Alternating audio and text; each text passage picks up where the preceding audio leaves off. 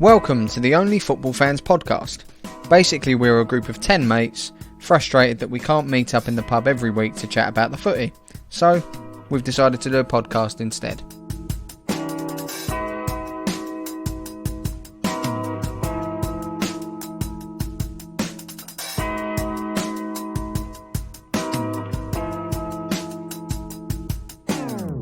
Right, welcome to the Only Football Fans podcast. Basically, we're just a group of 10 mates, as it says in the introduction, who during COVID have obviously not been able to meet up as often as we usually would, and decided we'd do a little podcast rather than meet up in the pub because we can't do it anymore. So we're going to do this on a weekly basis and just have a little chat as we normally do about football and give each other a bit of stick and go from there. And if it takes off and we get a few listeners, then you never know, might see our ugly mugs on YouTube as well. So the reason that the podcast is called Only Football Fans is obviously a play on OnlyFans, and one of the guys in the group is a member of OnlyFans, and not just a follower of other people, but he posts his own stuff. So if we have enough intrigue in regards to who it is, we might even put his page out for a few people to follow and give him a bit of income as well, eh? So anyway, what we're gonna do is we're gonna talk about each of the Premier League fixtures that involve our teams that we support, and we're gonna work through it in the order that the games happened. So the first game was Crystal Palace versus Wolves. And as we have a Crystal Palace fan, I'm going to pass that over to him to give his opinion on the result and the performance of Palace, and then we'll all sort of chip in from there. So, Pat, welcome to the first recording, mate. How's it going, mate? What did you think? Yeah, where to start, really? It's a typical sort of game of two teams that have got fuck all to play for the rest of the season. They ain't going to be getting relegated. They're not going to be challenging for Europe. Neither of them really looked like they wanted to win it, had the spark to go and win it, really. The first half was possibly one of the most boring halves of football there was. Palace, we were just lucky that Wolves have just got no goal threat at the moment. One decent bit of play from us, decent goal from Eze, to be fair. Obviously quite a promising talent. But other than that, there's not much to get excited about. But it's just a typical Roy Hodgson performance. Do you know what I mean? Get the goal, sit up shop, and don't let them score. Just boring, but you'll take the win, I suppose. That's it, mate. It's 3 points, isn't it, at the end of the day, and they're valuable in this division. Yeah, do you know what I mean? A win against Wolves, they're a decent team at the end of the day. They're underachieving at the moment, but they are still a good team. So, good to beat a team around us. And I think we needed a win with, we've got 5 games coming up against teams in the bottom half of the table. So we needed a win to sort of kickstart that little run and boost the confidence before the next few games, really. Yeah, because that's the thing. Like, looking at the league table, like the position that you boys are in, like it's similar to my team, Leeds. Like, we're sort of floating in that position where a couple of losses, if that turns into 3 losses in a row, maybe 4, all of a sudden you might be getting sucked into a relegation battle. But if you stop that rot, like we lost 2 in a row a few weeks ago, we've stopped that rot, turned like the corner, got a win, and then followed that up. And all of a sudden you pull away from it and you're not in trouble anymore, Yeah, that's it. Like, I think any team sort of above Brighton now are safe, just because the bottom 3 are so poor that I think you could probably lose the rest of the season and still stay up. But obviously you don't want to end the season like that. And I reckon it will end up being sort of a mini league between like Wolves, Leeds, Palace, Newcastle and Burnley. Those 5 teams are probably chop and change the rest of the season. But, it'll be a battle between 12th and 16th, really, wouldn't it? Don't fucking drag us into that, mate. We're top six anyway. But yeah, what did anyone else sort of watch the Palace Wolves game? Have any opinion of it, or? It was slightly better than the United Arsenal game. Slightly. That's coming from a United fan and all. I thought Eze took his goal well. I like Eze. I think he's a good player, but yeah, I think they're both bog standard teams at the moment. Like Pat was saying, Wolves ain't playing well. Both really missing a striker, aren't they? Them two teams. Yeah, massively. Matt, what do you reckon that new forward's going to do, if anything? Mate, you put him in your dream team, so you must have been hopeful. Well, mate, if I can, I mean, he can't be any worse than what we've got. Like, you look at Batshuayi, you think he's going to get you goals, like, but he's just done fuck all season. Do you know what I mean? Obviously, he got a consolation against like you boys at West Ham, but that's the first thing he's done all season. Do you know what I mean? Like, they should, to be honest, I think they should have cancelled his loan in January and freed up the space and got someone else in. He had that miss about 6 yards out as well, didn't he? Yeah, exactly. Yeah, against Wolves when it was 0-0. Yeah. But there's a reason why he keeps going out on loan, though, isn't there? Yeah, exactly. He ain't good enough, mate. Like, he's a mid-table Premier League like striker, but he ain't. That's why he's gone to Palace. Yeah, exactly. But he shouldn't even be first choice striker for us. Well, he hasn't been. So this new lad, like, it'll be interesting. Like, I don't really know much about him, to be honest. He's meant to be quite quick. He's pretty tall. Have you signed this guy on a permanent, or is he a loan? No, it's 18-month loan. But as soon as he plays 15 games, then it's a contract to buy him. So he's going to play 15 times in a year and a half, isn't he? You'd have thought, unless he is proper pony. It's that Mateta, isn't it? From Mainz, Saul off Mark Germany. Yeah, I mean, he's got 10 goals in the Bundesliga this year. So, you know. Yeah, but you say that we bought Haller and he had about 50 goals in the Bundesliga. Yeah, fair, yeah. Hey, he's got off to a flyer at Ajax already as well, isn't he? Yeah, I know, but it's Ajax, isn't it? Yeah, true. That's why you'd rip it up over there, wouldn't he? Yeah, that's it. But yeah, so it'd be interesting to see how he gets on anyway. Matty, over to you, mate. What do you want to say? Didn't see too much of the Palace game. I was just sort of echoing what Kyle and Pat was going to say, that Eze really does look a find for Palace. He scored a brilliant goal, and he just has an ability just to ghost past players like they're not there. And I think once Zaha leaves, if he leaves, he'll be Palace's main man. The team will be built around him moving forward. So be interesting to see how his career in the Prem develops and whether he gets a move to a so-called bigger club. It's a weird one with Eze, because like obviously over the last quite a few seasons now, Leeds have been in the Championship. So I've sort of seen a lot of Eze in the last couple of seasons, and he stood out in the Championship as looking like a real talent. And I thought he'd be a decent addition for any Premier League club, but I didn't think he'd hit the ground running as well as he has.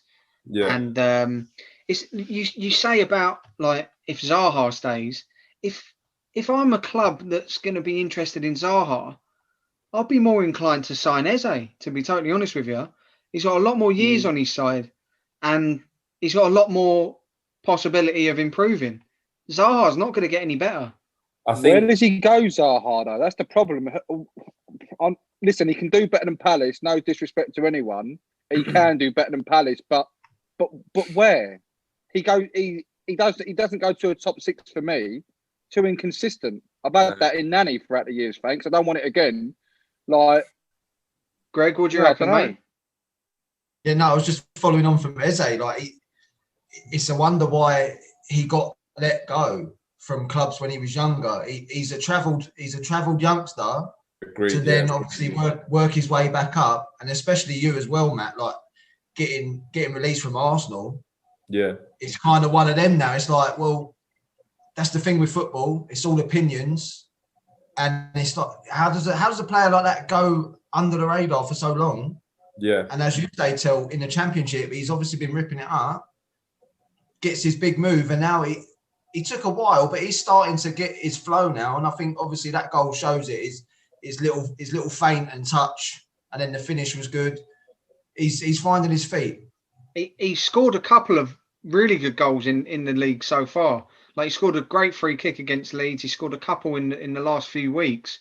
There was the one thing that stood out for me when he was in the Championship was he seemed to have a fitness problem.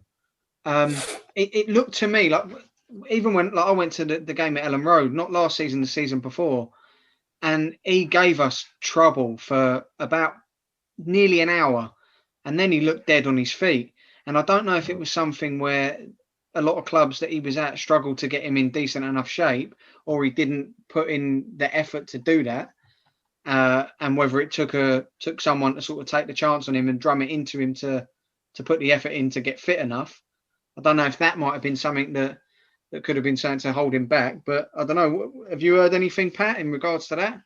No, I don't really know too much about like the fitness and stuff, but I think him coming to Palace is possibly one of the best fits that he could have found in the Premier League. Like we were just saying, we've been lacking and attacking, like sort of outsource, someone that's willing to take on defenders. Like, yes, we got Zaha, but as soon as his head's gone, he's like sort of goes missing in a game. Do you know what I mean? And like our other wingers, Townsend, like he's just ain't got the pace. He ain't got the beating of players anymore.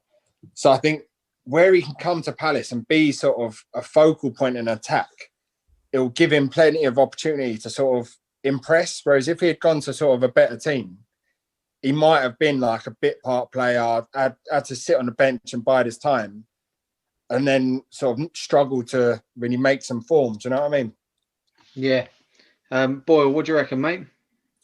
Yeah, it's just sort of echoing what Pat said. I mean, the way I look at Palace from an outsider looking in is that Zaha's kind of big fish, small pond. I mean, he got the move to Man United, and, well, I don't really want to go too much into the podcast as to why he didn't make it at Man United with various different Ask Moisey.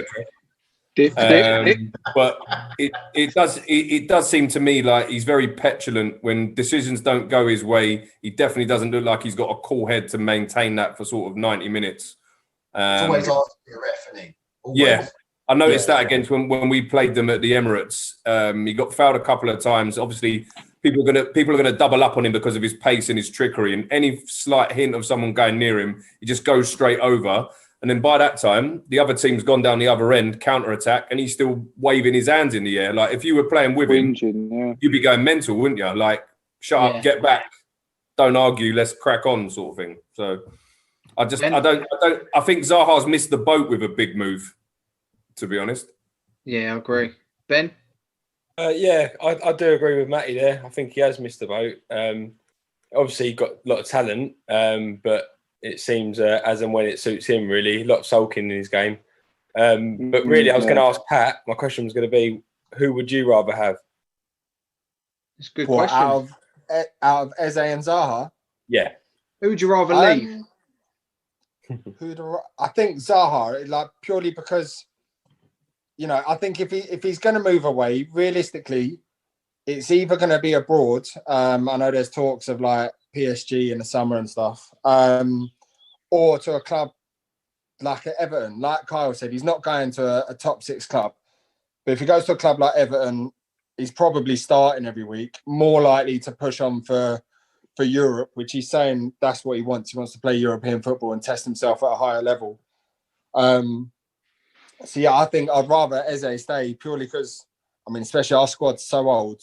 Their whole like sort of purpose now is trying to buy younger, promising players to sort of brighten it up, hopefully for next season. So yeah, 100% rather Eze over Zaha now. Fair play, mate. Spearsy, what do you reckon, mate? Just ask you, Pat, as a Palace fan, what would be your aim for Palace at the start of the season? Like, I know you're not happy with, going forward. It's not really taken off, and you thought it would have done with some of the signings you made. But what would be your goal for a season as a Palace fan? I mean, aiming for Europe is unrealistic. But then you look at like West Ham, you look at Villa, like with the right investment and the right tactics, it can be done. Do you know what I mean? And even look at like on a bigger scale, Leicester, like sort of 5 years ago, they would have, like, obviously, however long it was, they just come up from the Championship and pushed on. They've invested well, bought the right players, right manager. So the smaller clubs can do it. So I'm not saying challenge for Europe, but at least halfway through the season, still be within a shout and looking up the table rather than down the table every season. So do you think Hodgson's not the man to take you on to that next level? Far too boring, far too defensive.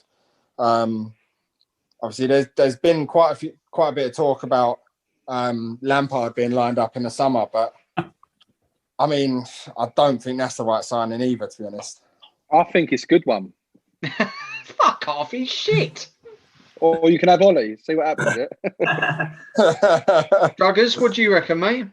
I was going to say, if you don't want Hodgson, who do you want coming in? I'd like realistically, ideally, who would you have? Because I think you mentioned on the group the other day the Brentford manager. I'm not sure about him. I like his. I know obviously with Brentford, a lot of their sort of success doesn't necessarily come from the manager. It comes from the scouting network and the way they buy players. But he still seems to play quite an attractive way of football. Like, I haven't seen a lot of it, but from what I have seen, it seems to be pretty attacking. I mean, with the squad we've got, the best fit would be Sean Dyche, but that's playing similar sort of tactics to what Hodgson does. So it's not really going to change our style of play. For me, it's still not going to be entertaining football, but he did get Burnley into Europe. Do you know what I mean? So sorry to butt in, mate. If from an outsider looking in, if I was in your position, the perfect manager I think would be Eddie Howe. I do like Eddie Howe. It's just whether he takes a Celtic job or not, isn't it? Really?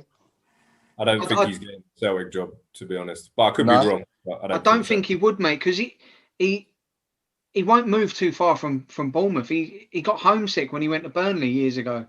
Like, he got his big move. He went to the Premier League with Burnley, and he weren't doing bad. He jacked it in because he wanted to move back down south. So someone like Palace would probably be a great move for him, because realistically, we're not going to get a Southampton job because Hasenhüttl is doing a good job there now. So he's going to want to be like relatively down south. What are you saying, Pat? Yeah, there's not a bad shout. And obviously at Bournemouth, he had to work on a small budget. And I mean, our chairman doesn't like investing money. Do you know what I mean? We might get one big signing every sort of 3 years. So he is used to working with a small budget and getting the best out of players like that. So it's not a bad shout, to be fair. Right, well that covers the Palace Wolves game anyway. So we'll move on to the eagerly anticipated Arsenal versus Man United game. Which can we just do like a One Direction karaoke number or something? Because I mean, it'd probably be more entertaining, I must admit. Like before we recorded the podcast, this was probably penciled in as the one that we thought would be one of the big talking points. But like we've got 3 Arsenal fans on the podcast. We've got Spearsy, Boyle, and Dave, and we've got Kyle as a Man United fan. So I'll tell you what. We'll start off with you, Kyle. We'll start off with the Man United point of view. What do you reckon with the game? Disgusting, boring, poor. Just we've been like this before. I feel like we've been very lucky with a lot of our results lately to put us where we was anyway. It's just the desire. They're walking around. I mean, I don't know what to say about the game. It was for me. It was 2 teams like just pure has-beens. Think they're big clubs still, but they're just miles apart. I mean, Arsenal were there for the taking as well. They're pretty missing arguably 3 of their best players, and we still they pretty just no team done and deserved to win or lose really. I think the result was pretty fair, but awful game. I mean, I wanted to come on this podcast and I wanted to still be singing with Top of the League. I really wanted to sing it. I was doing anything. That'd be the last time you sing that ever, mate. Yeah, I'll never get to sing it again now. It's over. You were the 9th team this season to be top of the league. I mean, that's how bad the league's been. There's been 9 different leaders. That's incredible. There, Greg. It is, mate. That's what I'm saying. It's a mad season. I still think anyone can win it. Like the Sheffield United result is hurting me still inside. But then again, City, who I think are favourite, they're only going to beat them 1-0. So yeah, but they beat them, mate. Yeah, but they beat them. Yeah, exactly. I know, but that is actually the difference though between where you are and where teams like City are. Like they didn't play great. Sheffield. To be fair, no one's really bashed Sheffield United. They've just been like they've been relatively tight. They've played okay. They've just been beaten by the odd goal here. Games, yeah. Haven't they lost a few games? Was it 9 or 10 games? 1-0. Have I got that right? Yeah. They're all by quite close game, quite scores. Unlucky. The scores are quite close. And the difference. What did you boys think of it?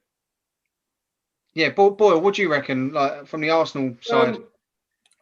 Obviously, losing Saka, Tierney, and Aubameyang before the game made me worried from a forward point of view.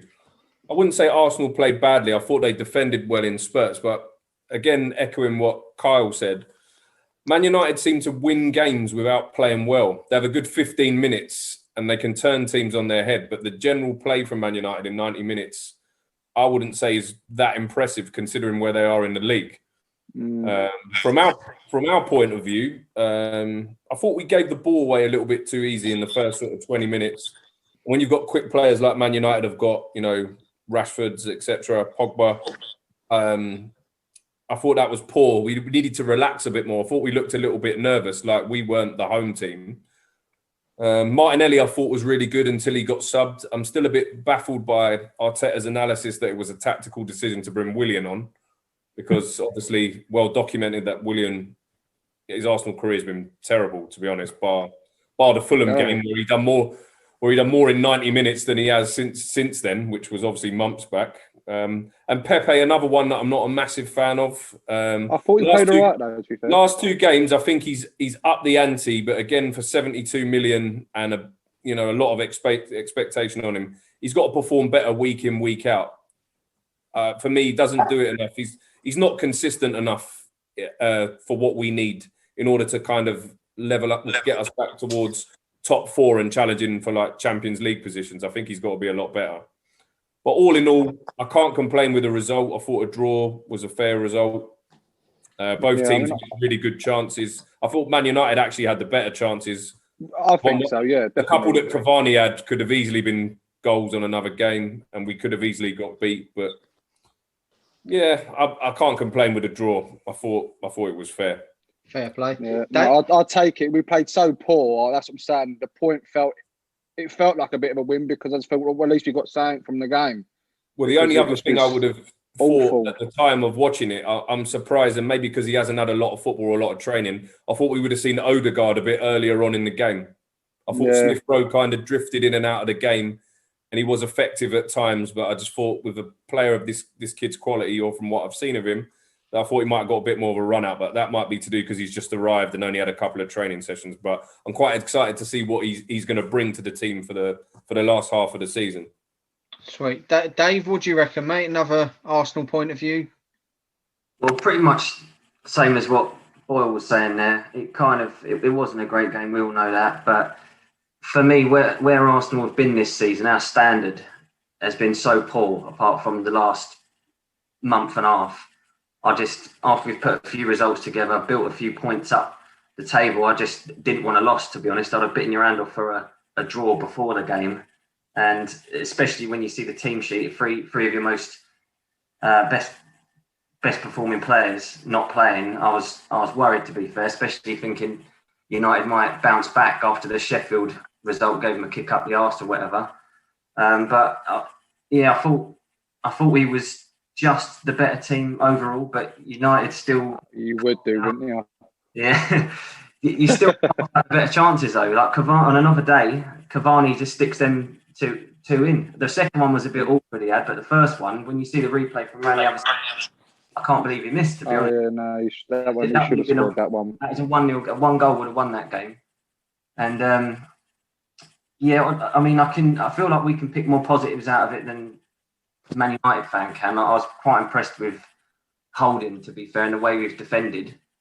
Like the clean sheets for us at the minute. I mean, these last few games have probably been more clean sheets we've put together in the last 5 years. I mean, in terms of how the players played, I agree with that. With Pepe, I'm not a fan at all, or Willian. They are.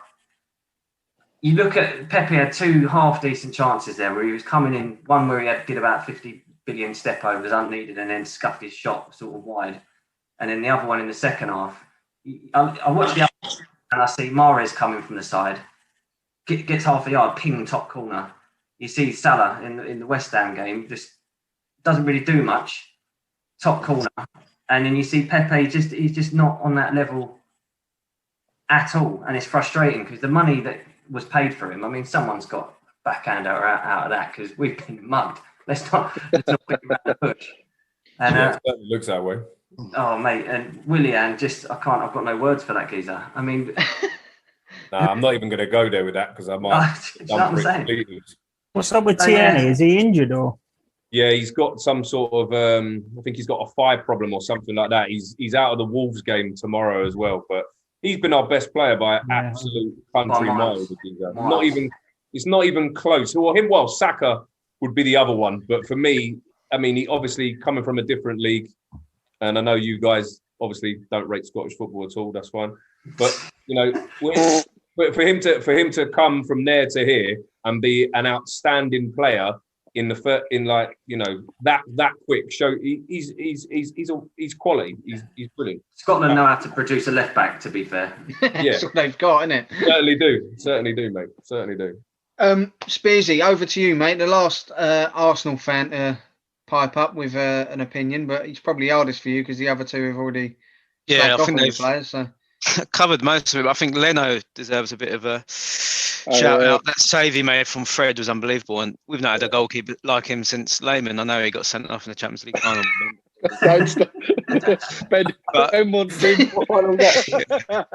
Just to put that into perspective, guys, Ben, who's our Chelsea fan on here, all he's done for the last God knows however many years we've known each other is slag off the Arsenal boys for Chelsea being better in Europe, eh, Ben?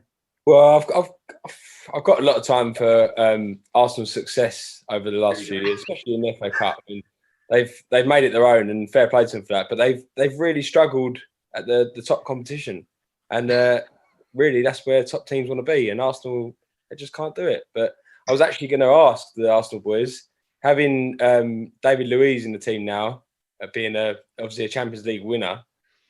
How do you feel? And do you think he's securing his place in that defence? It's nice to have one Champions League winner. I'll give you that. Yeah. I mean, Arteta speaks quite highly of him, around the changing room and stuff. He's a bit of a character. He's a fucking lunatic, isn't he? You never know what you're going to get from him. I bet he's good for the changing room, to be fair. Yeah. I do think he's pretty good for that. Especially, lovely air and all. Got lovely air. Yeah. Yeah, no, I don't think he's bad to have around the place, but you just don't know what you're going to get each game, do you? And obviously, He has been good. But we have defensively a side we've not really seen in an Arsenal team for years. I mean, I think only City have conceded less goals than us this season. That's what I mean, though, Spears. Even though sometimes it's so boring, the clean sheet just means so much to me because it's just I've not seen us. Because we've not seen any decades, fight. Let's be honest, it's been decades since we've defended. Yeah. You need to go back to playing the offside trap. That's what it is. Do you know? I think Tony Adams was still playing last time. Yeah. Greg, what was it you wanted to say, mate? What about the Arsenal game? Yeah. Not a lot. Not much. I mean, you're giving the hand up a minute ago, giving me the signal. Call it offside. I mean, I watched it. It's an hour and a half. It's an hour and a half. I'm never going to get back. It weren't great, but there was a few bits of quality. But I mean, the boys have covered a lot of it. There's certain players that each have got and stuff like that they're not performing and stuff. But Rashford and Martial don't look interested. Yeah, I don't know where Bruno Fernandes was. He must. But when he don't play, we just don't tick. It's as simple. It is. It sounds bad, but that's what it is. I thought everything has to go through him. Martial, he had a stink against Sheffield United. He had a chance to do something at Arsenal. Come on and done. He just didn't. He didn't do nothing again. And I'm thinking, come on, mate, just have a go for God's sake. But then there was that tackle he did on Xhaka, where he sort of raked his studs down the back of his. If Xhaka does that, if that's the other way around, Xhaka doesn't even go to VAR. Xhaka gets a card for that. Yeah. So we should You're right. Yeah. Well, 100%. Yeah. That's the only thing he done. To be honest, yeah. Did you have an opinion on the game, mate? The game was few change. Like there weren't a lot in it, was there? That you had the save and you had the Cavani misses, and then you had the Lacazette free kick. And apart from that, there weren't much. It was just like defensive midfield play, wasn't it? I thought you're lucky Scotty McSauce had the shits. That's all I'm saying, or whatever he had wrong with him. I thought that chance that Willian had at the back post was an absolute belter of a chance. I mean, he's so low on confidence. He just looked like a child trying to hit the ball. It's like, where's your conviction? Like, put your fucking foot through it. It was dreadful effort. I love Wan-Bissaka. Like that for me, defensively, he's unreal. But honestly, I don't know whose distribution is worse out of him and Fred's. You give them the ball, they're like me on a Sunday. It is just hot potato. It is just terrible. I have no confidence with them on the ball. I think they're awful. Wan-Bissaka and Fred on the ball are awful. And these are professional football players, £50 million players or whatever. And but I love Fred. I love Wan-Bissaka. Like, you know, at the end of the day, I do want a right back that can tackle. He can do it. I love Fred's work rate. He ain't the best, never will be, but I like him. Him and the McSauce in the middle. I feel like it helps us, but we need to play well, obviously. But fair point. I think they do help us look better. Patty, sorry, mate. What was it you was going to say? I was just going to throw it back to Boyle, obviously, like not rating Pepe and Willian. And obviously, before Arsenal signed Pepe, there was obviously talks of them getting Zaha. And we're talking about Zaha not going to a Big Six club. You could probably argue Arsenal aren't a Big Six club anymore. So would you Arsenal boys rather have taken a punt on Zaha than Pepe and Willian? If you would have asked me at the time, at the start of the season, I would have bit your hand off for Zaha. But having watched him a bit more closely this season and seen his petulance when things don't go his way, I'm not too sure. But I mean, obviously, if you're asking me for a decision, I'd have to say Zaha over Pepe because Pepe's had time to prove himself. It's not as if he's been bench warming all the time. In the Premier League, up until about 2 weeks ago, I believe he didn't even have a shot on target. I mean, that is absolutely disgraceful. He had that red card as well, didn't he? There's free transfers that have had shots on target. Like, let's get it right. I mean, to not even record a shot on target is shocking. Just his all-round game, his attitude, the way he comes across, his body language. He's just not for me. He's not for me at all. Dave, over to you, mate. Yeah, just to answer Pat's question there, is in a heartbeat, I'd rather have had Zaha. I was gutted when it didn't go through. I've always... I mean, there is the petulant side. It does get on my nerves when he's asking for protection from the ref. But when he's on it and on the ball, he is unplayable. Absolutely unplayable. And there's like a joy to watch. Like I love it when he just goes down, breezes past people. I just love to see him doing that in our team. So I was gutted when we didn't get him because even though he's 28 and you can say Pepe's got whatever 4 years on him or.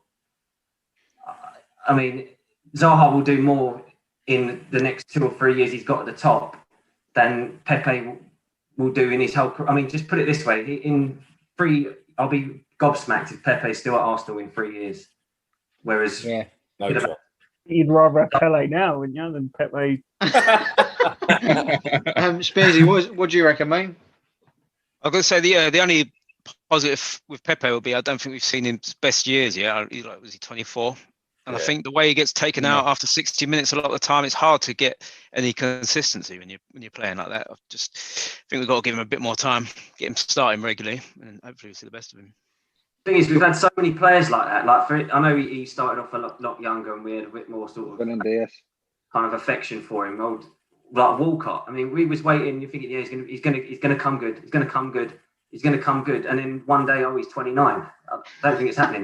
You know what I mean? It's just like, that's just what Pepe's going to be. He scored a lot more goals for Arsenal than Pepe's going to. I'll tell you that for free. I'll take Jeffrey Schlupp over fucking Pepe. Not wrong. Man like Jeffrey. I like him. Jeffrey's a bowler, mate. Gory, what are you saying, mate? I think if Zaha went, I think you know what I mean. I like Jeffrey Schlupp. Very direct, not as skillful. Don't get me wrong, but Gory, over to you. He's a Premier League winner, old Schlupp. But back to Zaha and Pepe. To be honest, Zaha can be amazing on his day, obviously, but again, I don't see much the difference between them. Sort of like How many goals does he get a season? Well, more than Pepe. I bet he gets more than Pepe. He has done this year. He still doesn't get as many as he should. Agreed. He's playing in a defensive team like Palace. Yeah, that's it. You put him in an attacking team like Arsenal. Maybe. But again, I don't know. I still think he's a bit whack in front of goal. He does get chances for Palace. Yeah. I think he's improved this year massively on that. Like last few years, I'm not saying he's awful. I'm not saying he's awful, but he does get a hell of a lot of chances where you think it's a goal, and then he's somehow blazed it over, or he's still got that in him where he's not at that top level. He's not top level. No, if he was clinical, he might have actually got another big move in him, but I don't think he never will be now either. He never will be. Zaha's not going to get any better now. 28 now, Pepe mate. Again, though. I can't see Pepe. I can't see him getting a lot better, as DS said. I think a lot of fans, you do hope when you spend that money, you do hope that they are going to come good. They're going to come good, but I think it's like what he says. It's going to be a season after season where, come on, and then it's like, nah. The other problem is that money is a weight on his shoulders, mate. If he'd have only turned up for 5 to 10 million or something, the crowd wouldn't be expecting as much, and it wouldn't have that pressure. Obviously, there's no crowd in there at the moment, but to be honest, the Emirates, it probably sounds the same anyway. But I was waiting for that. It is a weight on the guy's shoulders, that price tag. Hashtag even 20 to 30 mil, it's like a lot less of a weight on the shoulders, but 70 mil is massive money, isn't it? Monster, mate. Boy, what do you reckon? I mean, I'm not going to smash Pepe any more than he's already been smashed, but I'm just going back to the body language and the way he plays. He just doesn't look like he knows what's required of him. He looks like a player that takes on two players and he's happy kicking the ball. He's happy with a shot over the bar. He jogs on as if to say, yeah, done my bit there. And I'm scratching my head thinking, mate, you can't even hit the target from 12 yards out. Yeah. I mean, you're not even testing the keeper. Conversion. Maybe there is some truth in what Spearsy's saying. With a £72 million player, do you flog him in the summer or do you allow him more time and more time? I mean, realistically, is he going to be at Arsenal at the end of next season even? Yeah, Fellaini got better as years went on. Fellaini got better. Give him a chance. Struggers? Yeah, just going back to the actual game, I was thinking, I sat down to watch it the other night and I was thinking, do you remember back in the day, even a few years ago, you knew you were in for a good game watching Man United and Arsenal. Yeah, it's going to be goals. You know, it's going to be a bit feisty. But that game the other night, it was shit, wasn't it? For a neutral, I mean, I thought it was going to be Arsenal fans, Man United fans are a bit more invested in it. So it's probably not going to be as boring. But as a neutral, it was just pony. Yeah. And I don't mean to channel my inner Roy Keane as well, but when you're seeing Odegaard and fucking Donny van der Beek on the touchline warming up, it's a big game. The clubs don't like each other and they're warming up, giving each other cuddles and fucking tapping each other's asses. You just think, come on, boys. You know what I mean? Save that for after the game. Behind closed doors, you can chat or whatever. That is also a product. It's a product of the way football is now. The fact that you can't even tackle. You can't even do anything. You think of the things of the past that have gone by in them games that Strug's talking about, the big games with your Vieiras, Keanes, even before that. You can't even. All you got to do is blow at someone now, and you get a yellow. Do you know what I mean? It's true. Football now is taking it out of them big games terrible. Anyway. It's a whole different debate, isn't it, in modern football and that. But exactly. So them days of past have gone, really. Yeah. But anyway, boys, let's we've covered that one, I think. That got a lot more airtime than that. Yeah. Game deserved, I think. But kept it going. You can edit that bit out a bit there. Yeah, I'll just cut all of that, I reckon.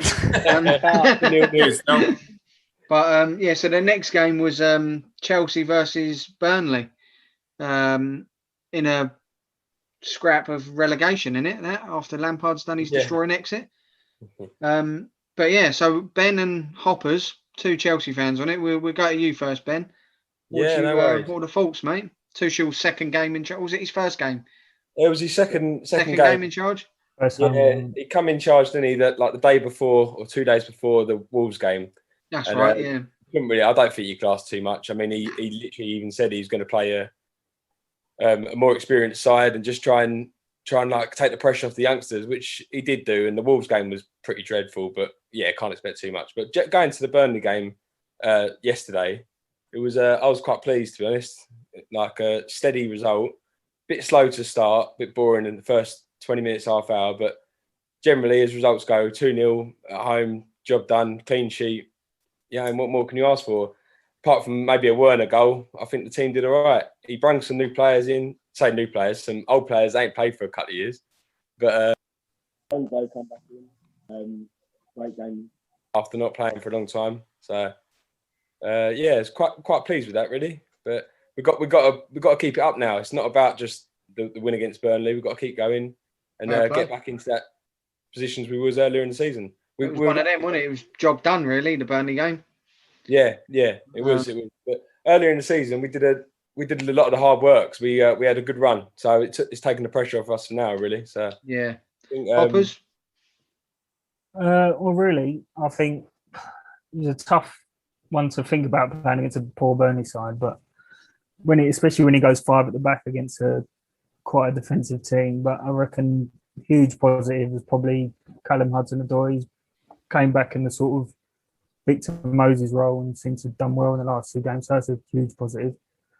Well, I saw a great quote actually from the game. It was overheard apparently on the telly, where Sean Dyche was screaming at Robbie Brady, basically telling him that Hudson-Odoi was open behind him, and he screamed back at him, "I know where he fucking is. I just can't stop him. Can't get near him." Yeah, he's probably been our biggest positive for the last couple of games, which is obviously Tuchel likes him, which is something to look into for one of our future sort of younger players. But he's sort of getting some good out of the older players as well. Sort of Jorginho looks like he's back to some sort of form. You've got Kovacic playing well with him. He says he likes Kante as well, which is he's come back from injury, like 5 games out. So we'll have to see how that develops, how he's going to fit them all in, especially with Mount being old Frankie's love boy. We don't know how that's going to turn out. He'll probably just fuck off to wherever Frank ends up, won't he, anyway? Well, exactly. You got Alonso coming back as well, which is a bit strange. We thought he played his last game. He comes back, scores a bit of a goal. Yeah, decent goal. And then we bought all this sort of attacking firepower, sort of 30 million here, 40 million there. And we go and beat Burnley with 2 goals from 2 defenders. So it's a bit worrying in that sense. But we seemed to dominate the game. They didn't have a shot on goal until sort of the 90th minute. Yeah. It was pretty comfortable in the end, to be honest. Dave, what do you reckon, mate? As an Arsenal fan looking at it? Ask you, Chris, did you feel like the way he lined that up there, it was kind of almost like rolling it back to like a Conte performance? Yeah, the thing is, you're going to get all these players that were on the fringes are going to start playing, like looking like they're interested now and trying to play football. It'd be interesting to see in sort of 6-7 games time whether you're still going to get all this effort from the whole sort of 18 men, or whether they're just sort of trying to play for their places now. So Conte sort of got it out of us for a whole season, but people started playing for Frank when he started playing. So it's you can't judge us on 1, 2, 3, 4 games. Yeah, exactly. Pat, over to you, mate. Yeah, I was just going to say, like, obviously Alonso, he got the goal, but from an outside, I'd say Chilwell was probably one of the big signings in the summer that's actually performed for Chelsea so far this season. And obviously I thought that was a strange one, him getting dropped, really. Yeah, I think you're right, definitely. And then Chilwell's got to be gutted, especially with Alonso bagging a goal, because he's probably thinking, I might have lost my place here. But I think it's putting good pressure on Chilwell. He's got to step up that a little bit more now. He's got to raise it again. He was at a good club with Leicester, but if he wants to win trophies and he's at the right place, he's just got to step it up against another level, isn't he? And if he wants to get in the England side, it's the Euros this year, isn't it? It's a big year, or big 6 months. I think he's our best left back though, easily still. Mind you, Luke Shaw's playing well, but yeah. But if he don't play between now and the end of the season, you just don't know. Yeah. Gory?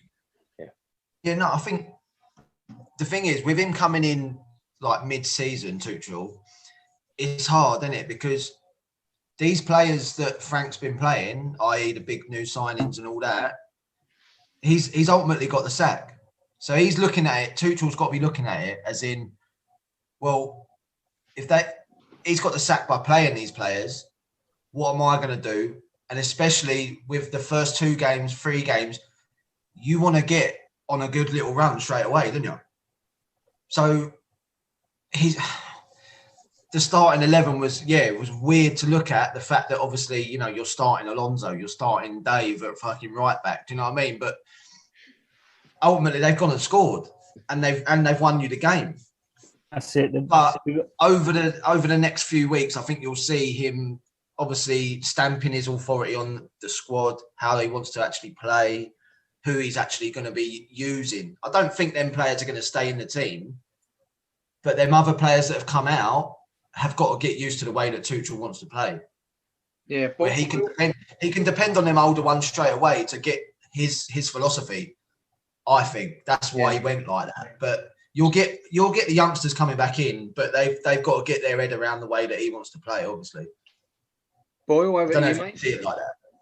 I was going to say, with Chelsea, they seem to be blessed with a massive amount of attacking talent, not so much depth at the back. And I think for Tuchel, the thing is, how quickly does he find his best 11? Because there's a lot of players there with big price tags, a lot of pressure on the likes of Werner, Havertz. They've gone for massive money.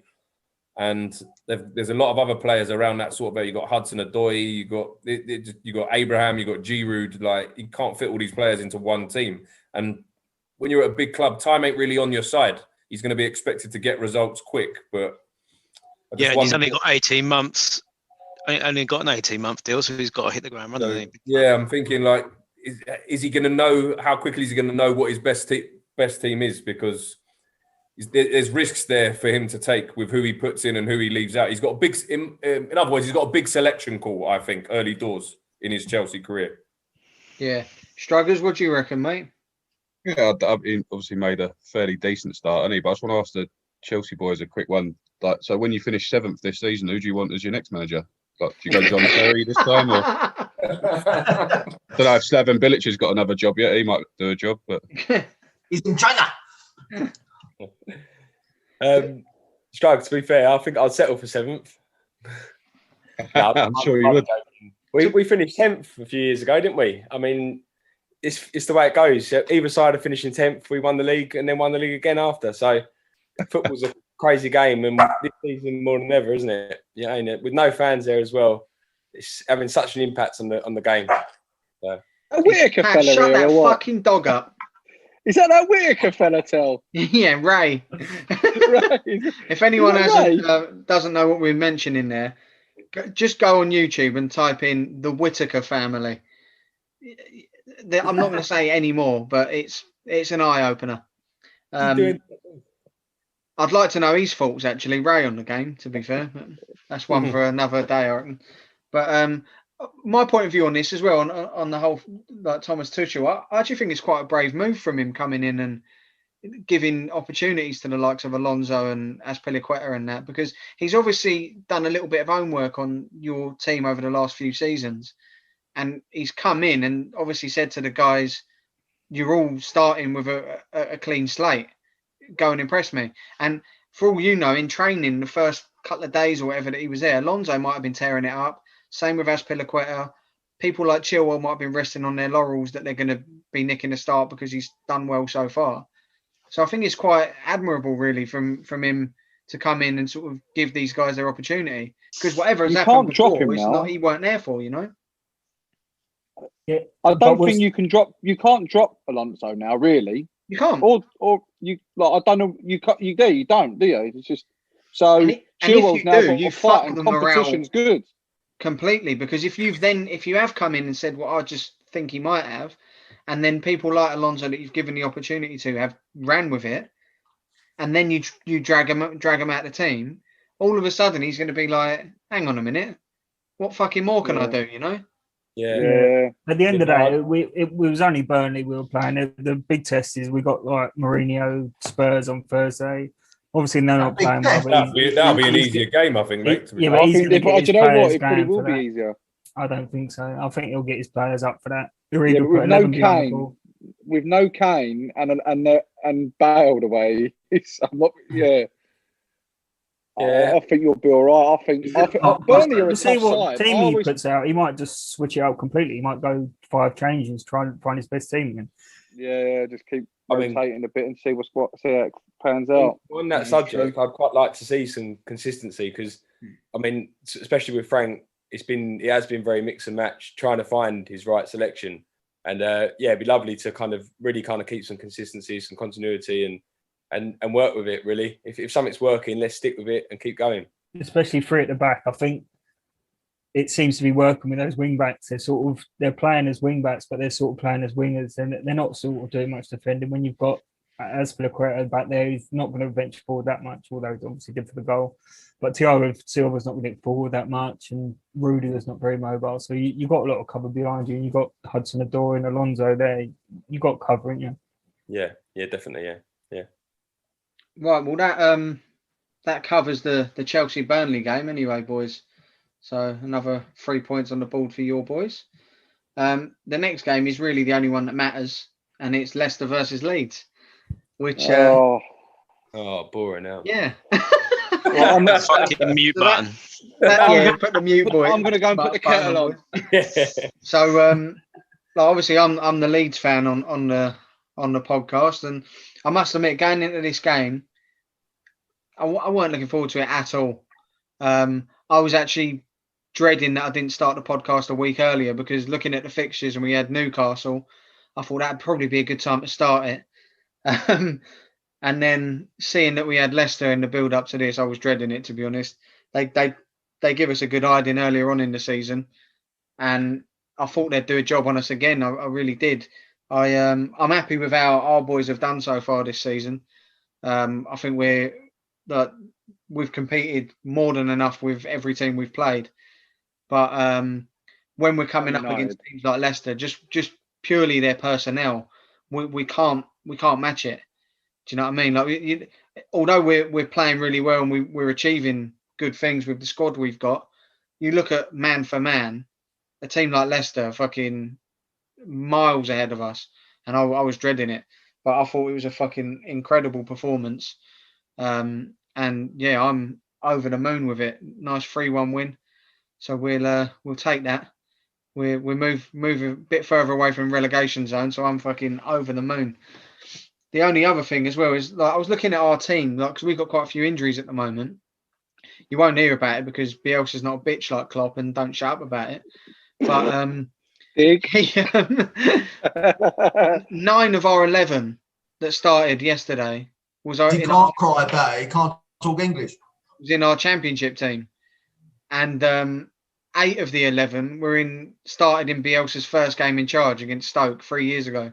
So it goes to show it's not like we've come up and brought a whole new team. This guy has fucking developed these players into more than mixing it in the Premier League, and it shocks me every week we play, to be honest, because I look at the personnel and think 3 years ago I'm calling for people like Stuart Dallas and Luke Ayling to be fucking jogged on.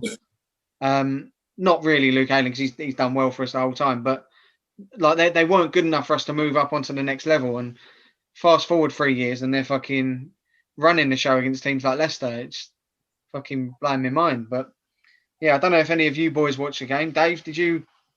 Let's move on now. Let's move on to the next game. Coming up with the same team to a certain extent. Like, I must admit, what Leeds have done is probably one of the best I've seen. Like, some teams try and stick with what they come up with, and they just don't cut the mustard at the top level. Other teams completely change everything, like Fulham the other year, and they just can't gel, or it just doesn't work. But the way the sort of core of the Leeds team that came up, they've all stepped up to the plate. But then you sort of sprinkled it with a few top quality players. Like Rafinha's been unreal. Different class, mate. You know what I mean? Like Rodri's was a good buy. It has been quite impressive, to be fair. Well, Rafinha and Rodrigo are the only 2 players that we signed that are in the team at the moment. Like the place we needed to really improve was defensively, like, because we lost Ben White. He went back to Brighton and we couldn't sign him. So we needed like a couple of centre backs in, and we got Robin Koch and Diego Llorente in, who are 2 top level centre halves, but they've pretty much been injured the whole season. So we've not really seen them. So it's only really Rafinha and Rodrigo that have had a run at it. And I must admit, especially Rafinha, he's hit the ground running. Like Rodrigo's took a bit of time and he had COVID and he's not really looked the same since. But they both hit the ground running, mate. Rafinha is fucking superb. Harrison's been top drawer at times this year. Yeah, he's become a top player. Struggers. I didn't really watch much of the game. I saw a bit. I think it was 1-1 when I turned it on. And Leicester looked like they were on top for a bit. Were Leicester any good yesterday, or were Leeds? Leeds really good? It was a weird one.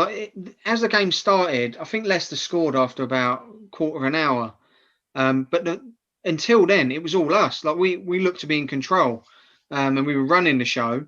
And then they sort of hit us on the break. Harvey Barnes scored a really good goal, actually. And I thought, oh, for fuck's sake, like there was a bit against the run of the play, and I thought this is going to be pretty much what happened in the first game now, when they like done us 4-1, and a few of them were on the break, and it was like, it's all happening again. But like we scored 2 minutes after their goal to bring it level, and then pretty much took it to them. And they had a really good period of about quarter of an hour after we scored our second, where they had us under the cosh. I think they had something like 6 shots in the space of about 5 minutes. Like they penned us in. Like it sort of livened them up, our second goal. But after that, we sort of weathered the storm and then like took it back to them, sort of thing. But yeah, Gory, did you watch the game?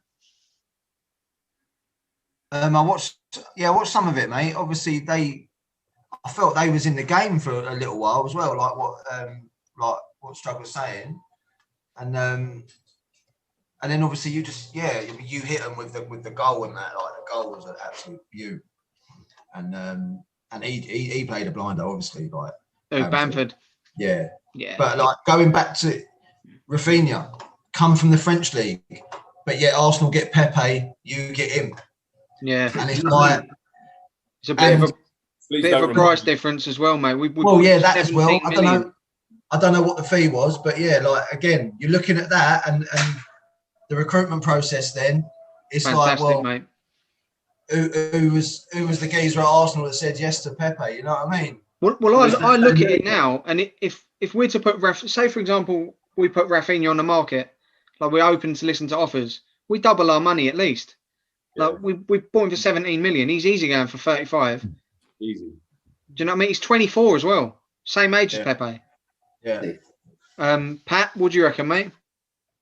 Yeah, I was just going to say, like, I think without Vardy, Leicester are a completely different team. Like they could have hurt you a couple of times if they had someone who could just sort of hit a bit of pace and just like a ball over the top, and you would have sort of conceded probably a couple more goals. But without that threat, Leicester seem a little bit lost. Do you know what I mean? Like, I think obviously with the age he is as well now, they're going to have to look to replace him this summer, or at least get someone to be there, because he's going to play less and less games every season now. Do you know what I mean? So yeah, especially now he's starting picking up the odd knock.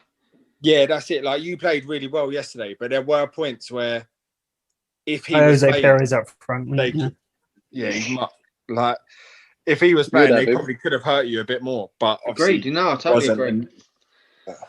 Strug, what do you reckon, mate? Yeah, they do. I don't know who they get in to replace Vardy though. It's going to cost a lot of money. Yeah, but I don't know. It's just the way they play on the counter attack with Vardy's pace. You've got to replace that pace. That's it. Yeah, that's what I mean. I don't think Ings is pretty quick, but I don't think he's nowhere near Vardy, is he? There's not many are, mate. Who are they going to sign? Mbappe? That's what I mean. To get someone that's a good finisher and is rapid as well, that's serious money, isn't it? So I don't know. Available, isn't he? Yeah, Jonesy, are you available? Always for Brendan. It's mad actually with Vardy. Like, I was watching the Premier League 100 the other day, and to think his first goal was that like in 2014 or something, and it's just mad what he's gone on to do. Vardy really. There ain't no one like him. I would still have him for England. For what he does, I know he's old. I know, but no one does what he does. There's no one running. He's an arsehole to play against. I bet I would hate to do it. I mean, I'd have him in my pocket, not a problem. Because obviously, only because I'm rolling your pocket. Jonesy, I'll attack the ball, mate. You mop up, yeah. But one other thing I want to quickly say as well, and I've been this man, honestly, the start of the season and even throughout it, I've given Bamford absolutely. I've been like, nah, not for me. You've been caning him, mate. Up until last season, you were caning him the whole time. But I'm going to say it's gone on too long now for it to just be a bit of form and a bit of luck. So I mean, yes, that goal yesterday was probably one of the best I've seen. I liked his goals at Villa. They were great goals, yeah. That one, like yesterday, for me, wow. I mean, what a performance. So, you know what? I'm going to take it back, Patrick. And he's a lovely geezer, isn't he? He's just such a nice fella. He is. He's too nice, to be honest. What? Power? Yeah, there's no arrogance with him. There's no attitude. He's just a nice guy. So, yeah. It's one of them as well. My criticism. You look at his. I thought he was a Timu Pukki, but he ain't. He's he's not. We look at his figures this season, mate. He's got 11 goals and 4 assists. Like people were raving about Calvert-Lewin. He's the fucking next coming of fucking Jesus, and he's got less. He's got the same amount of goals, but he's got no assists. And do you know what I mean? People like Danny Ings that people rave about. Patrick Bamford's got 3 more goals than him. And do you know what I mean? What he done yesterday after scoring that goal, you would have thought anyone in on goal, you ain't squaring that. No, because I think most strikers would score that. Don't square that. Ain't squaring. Cut back five. I don't square that. I don't square that unless I've already scored, maybe. But I mean, it's one of them. He's already scored. He's already scored. You think it's another 1-on-1, but then as he said, I heard his interview today with Talksport and that, and he was saying, 2-1 up, we just needed to kill the game. And Jack Harrison, he was in a better position. And you've got to commend him for that, because a lot of 100%. People might have shot there, and there's possibility that he might have missed. And look, the thing is, it's one of the reasons that Bielsa 100%. idolises the guy. He's sort of stuck with Bamford through thick and thin. Like in the Championship, there were periods of like 6, 7, 8 games in the season where Bamford was going without scoring, and Leeds. Look, I must admit, I got on his back a couple of times, and I was sort of thinking, fucking hell. Like at the time, we had Eddie Nketiah on loan from Arsenal, and we're going, throw him in. Do you know what I mean? Give Eddie a go. But Bielsa always looked at the bigger picture and what Bamford does for the team, rather than it's not just about goal scoring. Like and that summed it up perfectly. That I messaged my dad at the time, and I said, can you imagine if Bamford misses that chance, and then in the last like 7, 8 minutes, whatever was left, Leicester are still only a goal behind. They've got us penned in, and they get an equaliser. Say they get an equaliser a couple of minutes later, then they're pushing for a winner.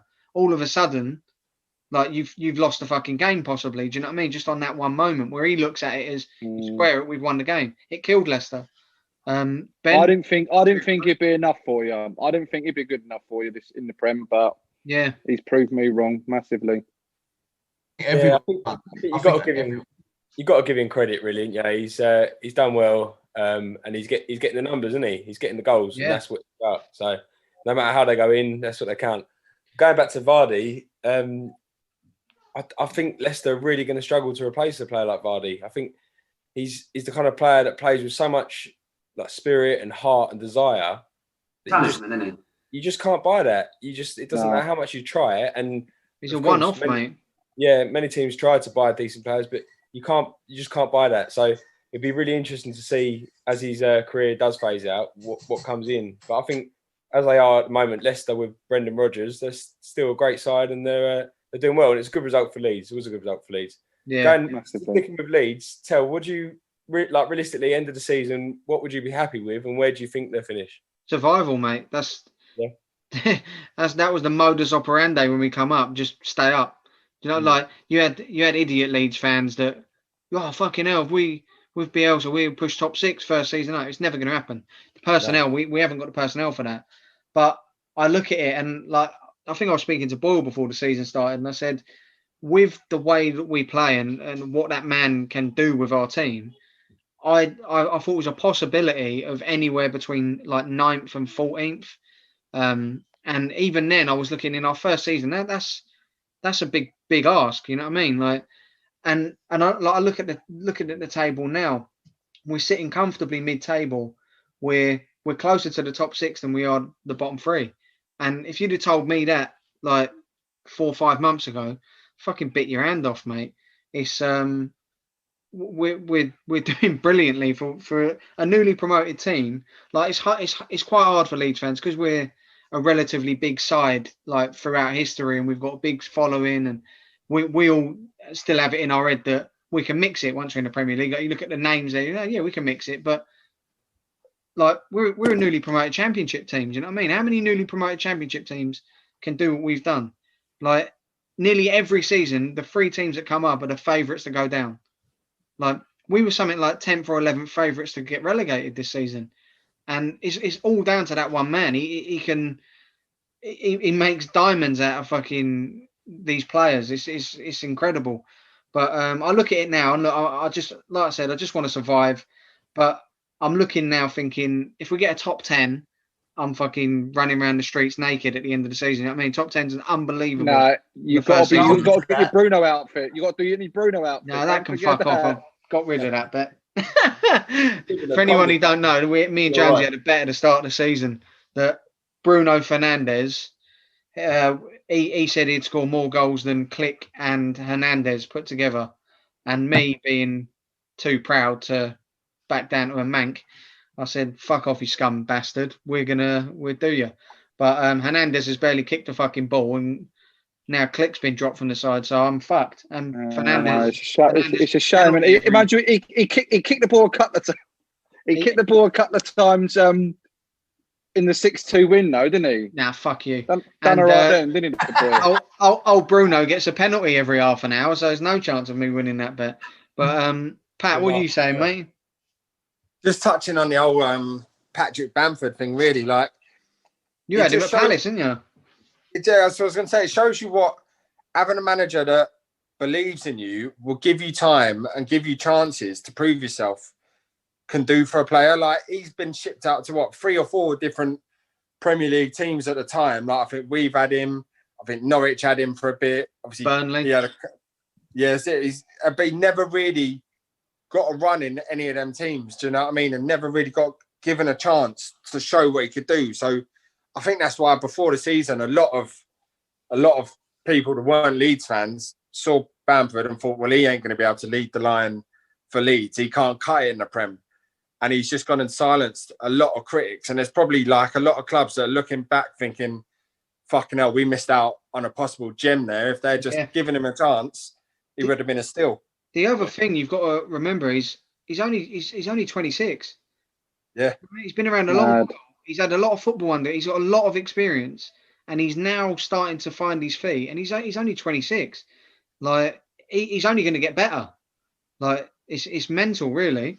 But like what you said there about not like a manager that believes in him. He actually mentioned the story at the start of this season, Bamford. I think it was when he was at Palace. I think Pardew might have been his manager there, and he said, like, it sums up sort of his loan career when he was being shipped out. Is they was doing in training left footers versus right footers, and Pardew was like, put Bamford in the team of right footers, and he went over to him and was like, "What are you on about, mate? I'm a left footed player."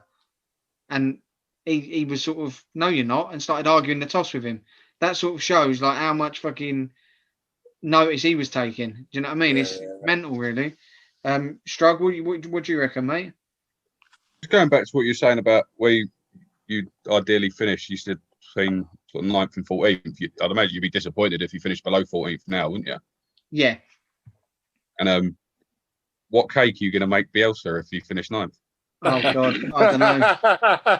Something beautiful, mate. I'll make him anything he wants. I'd do anything for that bloke. I fucking love him. I love him more than my mum and dad. I googled them things you made him. Is it an Argentinian wagon wheel or something? Is that what it is? Pretty much. Yeah. Don't tell him in Iceland, Jonesy. There's not enough carbs in them for you, bruv. No. Dave, if I have a couple of wagon wheels with a portion of chips, that'd be all right, wouldn't it? Yeah, that'd do. Dave, what do you reckon, mate? Well, I was just going to say that in terms of Leeds coming up, they've been one of the most impressive promoted sides. Like I think in recent years, only Wolves have really hit the ground running like Leeds have. And as a neutral, I've not really had the opinion at any point that Leeds are going to go down. And I mean, to be that's like you said, they're previously like a huge club. There's a lot resting on their shoulders. So to sort of have that fan base, that expectation, the pressure on their shoulders, and to play like that it's been great to watch. To be fair, they're a great watch. Everyone says it. Yeah. And I really don't think they're in any danger of going down. I know you're not going to sort of believe that to the final day of the season. But attacking wise, they're one of the best sides going forward. Well, look, the figures prove it. Do you know what I mean? Like I think we're like in the top 2 for possession. We're in the top 2 for shots and like chances created, and also it's mental, really. And I think the way now sort of like he's pretty staunch and sticking to his principles. He's like, look, this is the way we play. Look, we're going to lose 3-0 or we're going to win 4-0. But I just hope it's more 4-0s than a 3-0 loss, and it's that way at the moment. Well, look, Bielsa's got a theory on football, and he's been doing it so long. He's sort of in his head, he's come up with the perfect way of having a team play. And how he looks at it is, if every individual in that team does their job, it will work. Okay. And if you look at a lot of our games, the ones where we've come unstuck, they've been individual errors. Like they've all been games where a player or two have made some glaring mistakes or have lost their individual battle where they shouldn't have. They've not tracked a runner. So it's all like, if that player had done that job, that wouldn't have happened. And that's how he looks at it. So he doesn't go, fuck me, we got a good hide in there, I better change my ways. He will just drum it into him, do your fucking job. And then that won't happen. And I admire the fact that he does that, and he seems to turn it around every time we hit a little slump, which is lovely. But Pat? Yeah, I was just going to say, like, so you're saying about Leeds finishing sort of between 9th and 14th, and it's touching on sort of like I was saying, there's obviously you're going to be similar sort of final position to what we are with Palace. But at the end of the season, if you look at, say you finish 13th, we're 14th, or the other way around, 13th, 14th, who's going to have had more enjoyment watching the season? It's going to be Leeds fans, isn't it? Like, you're going to have entertaining. Yeah, you're going to win, you're going to lose. That's part of being like sort of a mid-table team, isn't it? But we could finish one place above you and have the most boring season ever. Do you know what I mean? I'd rather finish a place below and actually enjoy watching the football. Yeah, I know exactly what you mean, mate. Like, one of my favourite games this season is, to be honest, one of the best games of football I've ever seen was when we played Man City in the 1-1 game. It was Man United. No, you can fuck off. It was an unbelievable football match, and we could have lost the game. City fucking bashed us for the first half hour of the game, but we stuck to it. Do you know what I mean? And we ended up having them trying to hold on for a draw at the end. It was brilliant to watch. Like, we could have easily gone in and shut up shop and got the same result. But it's not as enjoyable. Do you know what I mean? We was in Brighton, then, weren't we? 1-1. Yeah, I think you boys were. Away day. I was smashed. I don't remember much of that, to be honest. But yeah, that covers the mighty Leeds game anyway. And the next one was the last one that featured our teams, boys, was West Ham versus Liverpool. I know you're eager to get going on this one, Gory. So you got about 30 seconds. You can wait, actually, and we'll start it off with not so happy to speak about the game. Dan, over at you, Struggers. Yeah. It's hard not to be really negative about it because we've been on a good run. So, yeah, we've won a few games in a row now, and then going into that one with the team Liverpool put out, the injuries they got, I don't go into it expecting to roll over Liverpool. Do you know what I mean? I'd have still been over the moon with a point. But I just think we went out there yesterday and we looked beaten before we even kicked the ball. The whole first half, we barely got out of our half. And when we did eventually get a corner in the first half, we played it short. Everything about it was negative yesterday. Antonio didn't really touch the ball. Rice and Souček probably had their worst game for us. We looked beaten. We didn't look like we were going to take it to Liverpool at all. And I think if we did try and take it to them a bit more, we might still have lost.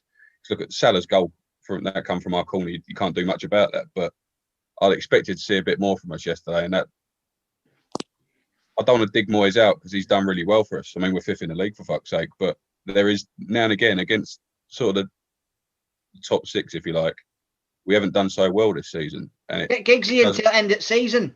Yeah, exactly. No, but it looks a bit. Some of the games we played against the top 6, it looks a bit Moisey. Do you know what I mean? Sometimes where he doesn't think we can win it, and you can see it on the players.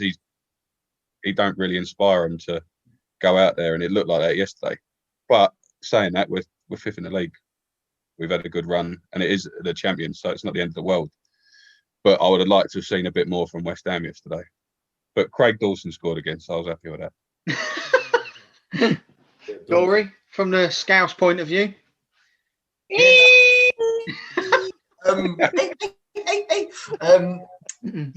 Like what you're saying, that is true, mate. Because when I saw the starting 11, the form you've been on, I was actually quite worried. Like you said in the group, didn't you?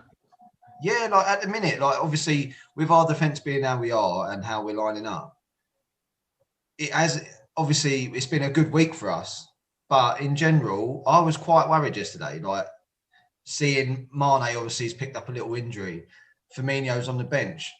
Bringing in Shaqiri and Origi, I was like, oh my days, like what is going on, sort of thing. Especially with the form you've been on. But what you're saying is right. Like you didn't turn up yesterday, really, and I was very surprised. Like, and the first half was a bit. It was obviously we had a lot of possession, which obviously we are possession based, but there weren't a lot going on.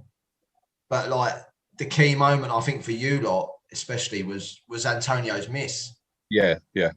Because if that goes in, and that's I think obviously the difference is, you know, he's not a striker, but he's obviously doing really well for you. But that's the difference. It's like he misses that, and then we go up the other end, sort of thing, and get the goals. But it was a weird one, really, because until we got the goal, I wasn't very confident. Yeah, I know what you mean. I always thought you were going to win. We just never looked. We never got going. And like you said, if Antonio scores that, he should at least get it on target. And he was unlucky. He was unlucky, but that's just the difference in the game, isn't it? Is that don't go in. For me, that's the only thing he done yesterday. He gave the ball away 2 or 3 times, really sloppy. And against Palace in the week, he played well, but he missed 4 great chances. And the thing is, he ain't a striker. I mean, he was playing right back for us about 3 years ago, so it makes it even weirder decision that we've got rid of Haller and relying on him. Because as far as I know, it's deadline day. I don't think we signed anyone, so we've got to rely on Antonio, who ain't a striker, and his dodgy hamstrings for the next 17 games. So Jay Ling is a false 9. Yeah, all right. The first half was pretty boring, like really and truly. There weren't much going on, but the second half we quickened it up. Like, you know, we literally quickened the pace up, and like we started to open up things then, obviously. And then, but like the first goal was good. Like obviously Milner coming off, not happy. I mean, his eyes were bulging. I thought he was going to deck Klopp. Do you know what I mean? But he was having a good game as well, to be fair. Well, yeah, he was. But that was like literally, and that's the difference. You bring on the young legs. Curtis Jones gets straight involved, runs at someone, gives the ball to Salah, and he gets a little bit of space, and bang. Yeah. Like, and then obviously the second one, as you said, coming from your corner. I mean, it's criminal, really. But then the way that we broke was just devastating. Like that, the ball from Trent, obviously to Shaqiri, and then his ball, and then the touch and finish. Like it was just before you know it, it was in the back of the net. Yeah, that's the thing. Normally, I'd be really pissed off if we conceded from one of our own corners, but that ball from Shaqiri to Salah and his touch, it's all in one move. Yeah. He's brought the ball down and just flicked it past Fabianski. Well, I mean, I couldn't work out what he done straight away on TV, let alone Fabianski down in there. From when it got cleared to it going in the net must have been about 6-7 seconds. Yeah. It was just literally up the other end, bang. And then, you're looking at the game sort of dead then. And then obviously the third goal was pretty nice, like good footwork again, calf drew open and like easy finish. But I don't think it reflected like to get the 3-0. And then obviously, we weren't defending. We can't defend corners for shit at the minute at all anyway. And then he's just a threat. Craig Dawson, he's been a good signing for you. Very good signing. Yeah, I was wrong about that one. I was a bit underwhelmed with signing. It was a weird one, wasn't it? I don't think he was all that for Watford last season. And I thought we signed him and I thought he was going to be sort of back up to probably Diop and Ogbonna. But Diop ain't getting nowhere near the team at the moment. We've got Dawson and Balbuena. Today we were linked with obviously like the signing from Preston and that, but like he was another name that was thrown up for us. It's a Diop. Yeah, he's a good player. How he's got down. I mean, he's a good player, but I don't think he works hard enough for Moyes. He likes that sort of grafter back there, and I don't think he does that. But yeah, back to the game. I can't really moan about it. I think, to be fair, second half I thought Liverpool played really well. To be honest, just opened us up. He'd done what he had to do really, and we didn't really have anything to counter it. And yeah, second half it shows our squad depth when you're bringing off our only striker, which Antonio is, and bringing on Mark Noble. And we took off Bowen, I think, and brought on Fredericks, brought on a right back. It's madness. We got no squad depth anymore. If Souček or Rice get injured, not Mark Noble's the only cover we got there. So we're banging trouble. And if Antonio's hamstrings go, or when they go, I don't know what we're going to be doing. But I think it's a bit short-sighted, and it's typical West Ham. We get ourselves into a good position. The owners think, yeah, look, we don't need to spend any money here. We're not going down. But with a bit of investment, we'd have got a centre midfielder on loan, another striker. Well, Josh King. Josh King. Apparently, he's going for 5 million today.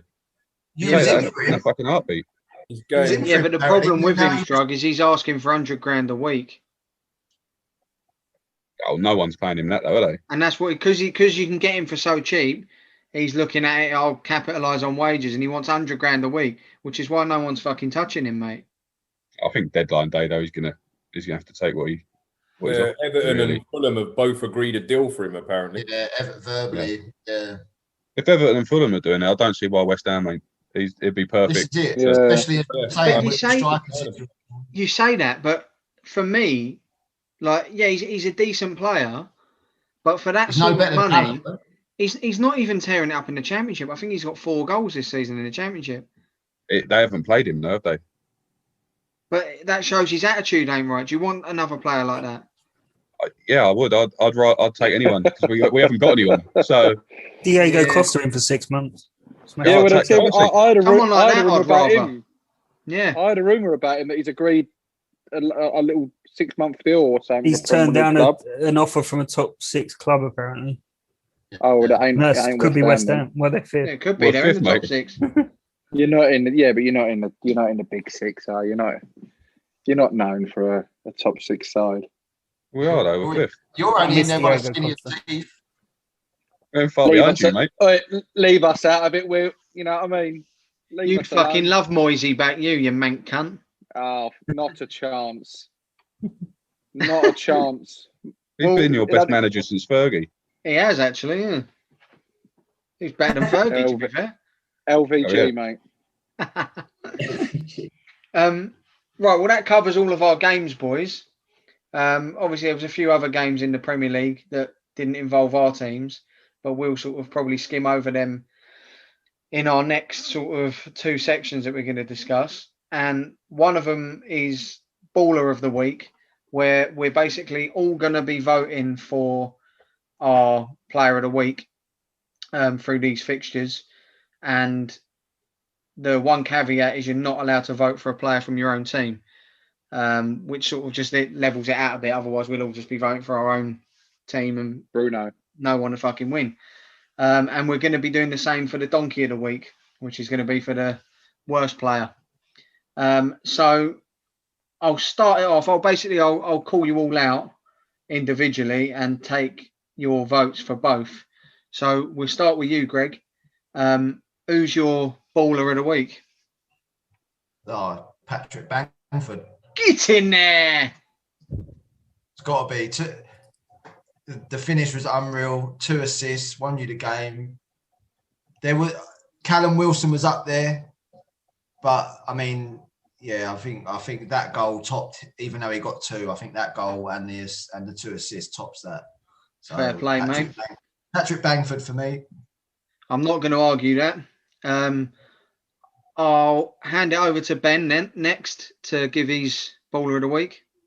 Yeah, I haven't really put a lot of thought into this, to be honest. But I'm listening to Greg's stats there. I think I'm going to have to agree. And obviously, I know a lot of Bamford's history being at Chelsea when he was young. It's nice to see, albeit at Leeds, it's nice to see him do that. So, yeah, congratulations, Bamford. It's on me as well. Nice one. Kyle, what's your pick, mate? He's Patrick Bamford. Fucking just because hell. he talks so politely as well. And yeah, there's no one. He's lucky that everyone else has been pretty shit. There's no other standout player, but by a country mile, he's been the best player of the weekend for me. I think, just for what he's done. So if not, he'd get in on manners alone, yeah, Jonesy. Yeah, just exactly. Hoppers, who's your call? Well, everyone seems to have gone for Bamford, but I'm going to go a bit somewhere different. But I'm going to go for Salah. Even though he's an ex-Chelsea player, I don't like the bloke, but Liverpool just didn't seem to be doing much at all the last month. To be fair, they've only scored any goals and 2 bits of individual brilliance, and the second finish was just unbelievable. So I'm going to go for Salah.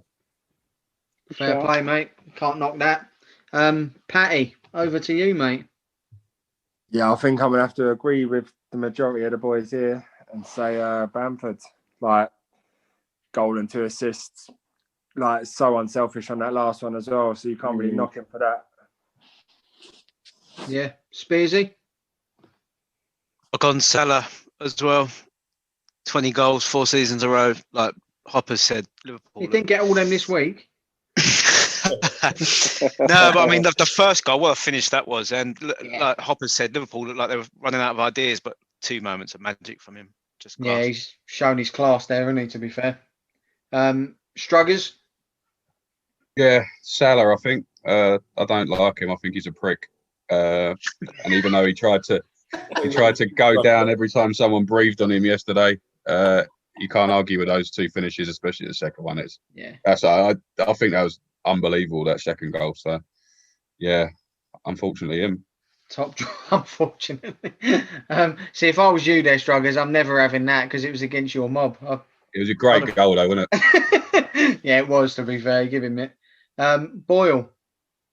Well, both the players that everyone's mentioned were on my shortlist, but I've just got to be different. I've got to give it to Callum Wilson. Craig Dawson. Absolutely jank. They've lost. They haven't won in 11 games, and they've gone away to Everton, who had games in hand. And if they won them, well, they would have been near the top of the league. But he's finishing in a team that's shocking, that don't create fuck all. To go there and score 2 goals, and he nearly had a hat trick as well. For me, he wins it. I really wanted to give it to Bamford, but I just couldn't. Sorry, mate. You've let me down there, Boyle. Oh, well. It's on DS, isn't it? DS's vote. DS, over to you, mate. We're sitting with Patrick Bamford's got 4 votes, Callum Wilson's got 1, and Salah's got 3. There's 2 votes remaining, Dave, which is me and you, mate. So you go. Wonder who you're going to. Well, I was going to go for Wilson for the same reasons that were just said. It's such a bad team, and he was the difference to get them the crucial 3 points. But Bamford, the 2 assists, like, you can sort of underestimate the slighter touch for those assists, but then the finish was of that goal in the top corner was unreal, and he sealed it with his comments saying that he uncaptained himself in his fantasy team. Yeah. Dave, you can't vote for a player from your own team. I'm sure you're a fucking Leeds fan. Get your Leeds shirt back on. I would have upset the apple cart anyway. The last one, if you'd have gone Salah, it would have been a dead eat because I'd already penciled in Callum Wilson. Obviously, I can't vote for Bamford, but what he done in that Newcastle team, which have been dreadful in the last however many weeks, he was brilliant, and he's shone this season in a really poor team, to be honest with you.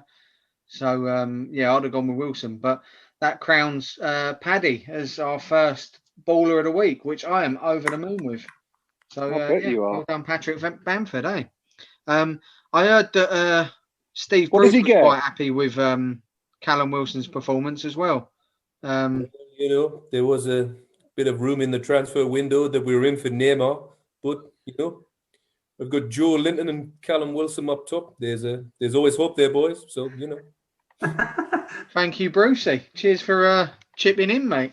No problem. See you again next week, young Terence. So now we're going to go on same way, boys, but for Donkey, we'll do a slightly different order. There's only one winner here. We're going to go Dave Scott, first one in, mate. It would have been slightly harsh, but I was thinking about Cavani for his 2 misses. He could have won the game. But Kyle's face. Put the boat on him. But I just He's 34 years old nearly. Give him a break. Kyle, this is Dave Scott's chance to speak, mate. Exactly. But hold on, you're going to be pleased because I can't look no further than Gareth Bale. Oh. Absolute letdown. Gareth Bale. Fair play, mate. I'm going to go in next with my pick, and it's exactly the same. Gareth Bale. To be honest, for me, he's massively underperforming anyway. But the bit that sealed it for me was when I was watching the game and they were preparing for a substitute, and this geezer couldn't have ran over to the touchline to make sure it was him quicker if he tried. It's the fastest he moved all game, was to leg it over and make sure his fucking number 9's going up. Embarrassing. It has to be him for me. Ben G. Same team, so Tottenham are getting it tonight, but mine was Stephen, I might pronounce it wrong, but Bergwijn, is it? Or Bergwijn? Bergwijn, yeah. Yeah, they was analysing the game last night after Tottenham lost 1-0 to Brighton, and he just wasn't tracking back at all, and it was just dreadful to see. And I've seen it from Chelsea players over the last few weeks, prior to Lampard getting sacked, and it's frustrating. So yeah, for me, I mean, you got to do the basics, and that, for me, he's my donkey. Good call, mate. Greg. I'm going with the majority, mate. To be fair, I wanted him to come back and do well. Although what he's done to Liverpool over the past, whatever, but I mean, I'm not much like that anyway. But yeah, I often wanted him to come back and do all right, but it ain't working, and he looks like he's lost his head again already. And as you said, I mean, he ran off. I think he had that call for 9 o'clock on the 9th. I think he was trying to get to the golf course, mate. He's quick to get off the pitch. He looks like he don't want to play football no more. Yeah. Matty, over to you, mate. Yeah, this one I'm definitely jumping on the bandwagon. Absolutely pathetic, the geezer. Obviously, with Kane being injured, you'd think it would be time to step up to the plate. And the game that he had to do it was in a Brighton side that are proper struggling. Although the times I've watched Brighton this season, they've actually played half decent football. I'm actually a little bit shocked that they're not a bit higher up the table. Yeah, so not terrible. I think they got some tidy players, but yeah, I mean that's pathetic. Yeah, shocking. That's all I can say. Shocking. Yeah, Hoppers. I sort of wanted to go with the bandwagon, but I don't want to jinx it and him to turn Alonso, send him back to Benidorm on Thursday. So I'm going to steer clear of him. I'm going to go for Timo Werner because I like the bloke, puts all his effort in, but he looks like at the moment, his confidence is low and he looks like he's won a competition to put a shirt on for the weekend. He just don't look like it. Sounds like you really like him. Kellogg's cornflakes have fucking put up a shirt for the weekend. He can't finish. He's meant to be this pacey bloke and he can't take players on. So I'm going to give it to him for this week. Can you pick a donkey from your own team? That is true. That is true, actually, yeah. I didn't realise you could do that, but I wouldn't have done that. Just let him pick Werner. To be fair, with Donkey, you can. Yeah, fuck it. Yeah. Slag your own team off, mate. Kyle, over to you, mate.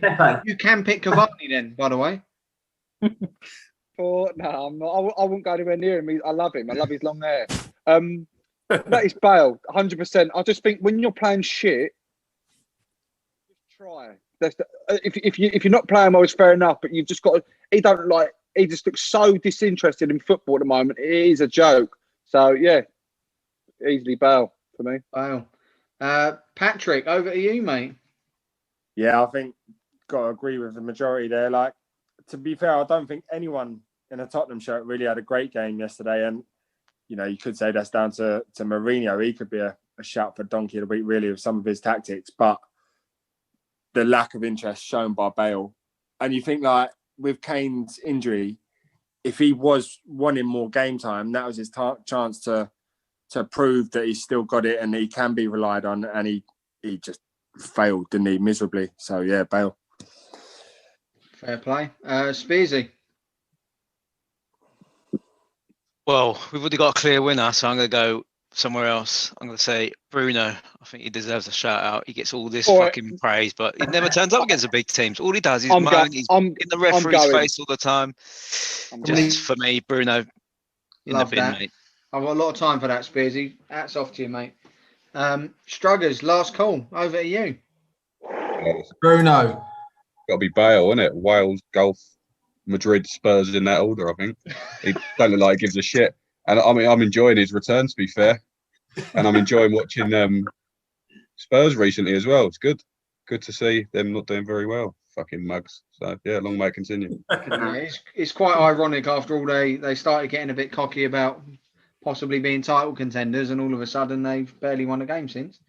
I'm thoroughly enjoying this. Yeah. Quite funny, isn't it? Carry on. Right, well, that covers both of them. So Patrick Bamford wins Baller of the Week. Totally deserved. Probably the best player in the league. So I'm happy with that. And Donkey of the Week over to Mr. Gareth Bale. I'm sure that will really bother him with his 600 grand a week. Yeah. He'll be fuming with that, I bet. But yeah, so that concludes that, boys. So yeah, until we all talk next time, enjoy all the games tomorrow. Good luck to everyone's teams, apart from Kyle. Sorry, mate.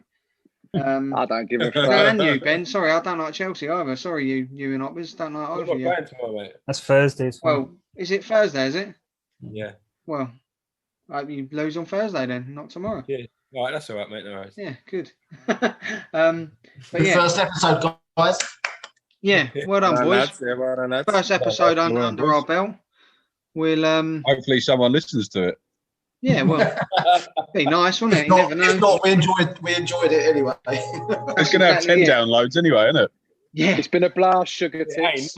To be fair, lads, I'm not doing it for the listeners. If it does end up that we get a few, it'd be nice. But it's good to chat to you, fellas. It's been too fucking long, isn't it, with all this COVID going on? 100%. Yeah, 100%. Yeah. Yeah, I wouldn't even mind if you didn't post it, Tel. It's just nice to see everyone. Exactly, mate. Yeah, and that's what I mean. It's just this sort of. It's just all right, Bale. We'll see the Bale of the group. Yeah, it's just something else to do while we're having the chat, isn't it? You know what I mean? Benjamin Bale. Give it a bit of structure and post it. You've got a £1 million contract here, aren't you? You're gonna make it, mate. If we do, he's gonna have to draw up 10 contracts. Tell you.